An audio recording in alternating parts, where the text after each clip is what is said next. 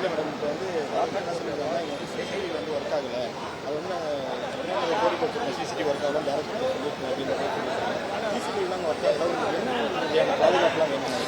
CCTV camera இருக்கு sir. பார்க்கிங்ல இருந்து 6th floor வரைக்கும் சிசிடிவி கேமரா இருக்குது. அதோட மானிட்டரிங் பாத்தீங்கன்னா இப்போ நமக்கு வந்து கண்ட்ரோல் ரூம் வந்து இப்போ ஒரு ஓவராலா அதை மானிட்டர் பண்ணிக்கிறாங்க. அப்படி இல்லாம அது வந்து 3 ஷிஃப்ட்டுக்கும் ஓவரால் 24/7 அதை மானிட்டர் பண்ணா இந்த மாதிரி தவறுகளை வந்து குறைக்கிறதுக்கான வாய்ப்பு இருக்கு.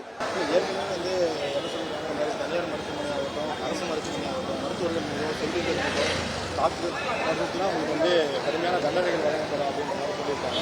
அப்படின்ற பட்சத்தில் இந்த தாக்குதலை வந்து எப்படி பார்க்குறீங்க? எதனால இல்ல, அரசு மருத்துவர்கள், அரசு மருத்துவ ஊழியர்கள் எதுவா இருந்தாலும் தனிப்பட்ட மனிதர்கள் தாங்க. இப்ப ஒரு அரசு ஊழியர்ன்றதை தாண்டி நாங்களும் ஒரு மனிதர்கள் தான். எங்களுக்கும் குடும்பங்கள்லாம் இருக்கு. அப்போ எங்களுக்கும் உணர்வு இருக்கு. அப்படி இருக்கும்போது பொதுமக்களோ இல்ல இந்த மாதிரி ஒரு அஜிடேட் ஆகிறவங்களோ இதை யோசிக்கணும். இதை யோசிச்சு செயல்படணும். பணி பாதுகாப்பை தாண்டி ஒரு செல்ஃப் கண்ட்ரோல்ன்றது ஒரு பப்ளிக்குக்கும் கண்டிப்பா இருக்கணும். ஒரு அஜிடேஷன்ல இருக்கிறவங்க திடீர்னு ஒரு இழப்போ இல்ல கஷ்டத்தையோ இல்ல வலியோ தாங்க முடியாம ஒரு சில நேரம் நடக்கும்பொழுது அவங்களும் புரிஞ்சுக்கணும்.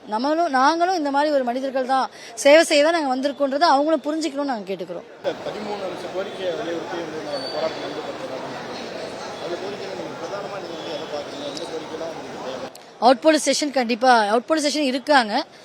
ஒரு முக்கிய நிகழ்வுகள் எதனா நடந்துச்சுன்னா இல்ல எமர்ஜென்சி டிபார்ட்மெண்ட்ல எதனா ப்ராப்ளம் ஆச்சுன்னா வராங்க.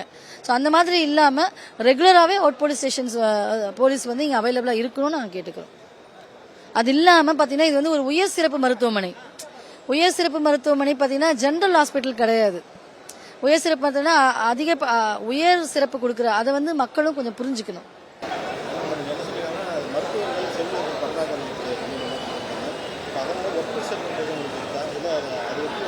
பற்றாக்குறைன்னு நேரடியா சொல்ல முடியாது. என்னன்னு பாத்தீங்கன்னா இந்த மருத்துவமனை தொடங்கப்பட்டப்போ பாத்தீங்கன்னா செவிலியர்கள் மருத்துவர்கள் எல்லாமே இருந்தாங்க. அதுக்கப்புறமும் திருப்பியும் வந்து செவிலியர்களை எடுத்திருக்காங்க, செவிலியர்களை அப்பாயிண்ட் பண்ணிருக்காங்க. ஆனா இப்ப சென்சஸ் அதிகமாயிருச்சு. ஹாஸ்பிட்டலுடைய சென்சஸ் வந்து ரொம்ப அதிகமா இருக்கு. அப்படி இருக்கும்பொழுது எங்களுக்கு வந்து ஒரு சில நேரங்களில் வந்து பணிகள் வந்து அதிகமா இருக்கு. செய்திகளை உடனுக்குடனும் துல்லியமாகவும் தெரிந்து கொள்ள சப்ஸ்கிரைப் பண்ணுங்க.